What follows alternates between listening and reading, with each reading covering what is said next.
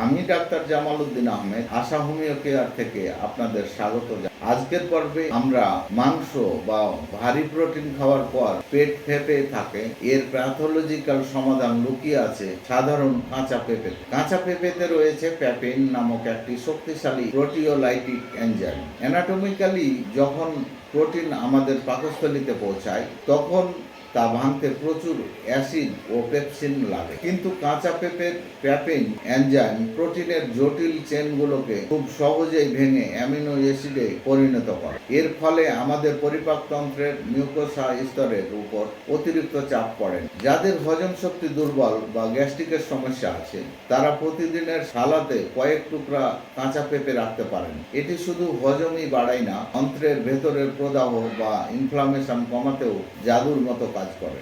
আমি একজন স্বাস্থ্য সচেতন মানুষ। আপনি যদি আমার মতো নিরোগ থাকতে চান তাহলে আমার মতো একটু একটু করে সারাদিনের খাবারে ভিন্নতা আনুন। ভিডিওটি ভালো লাগলে শেয়ার করুন যাতে আরও মানুষ স্বাস্থ্য সচেতন হতে পারে। সুস্থ থাকুন, সচেতন থাকুন।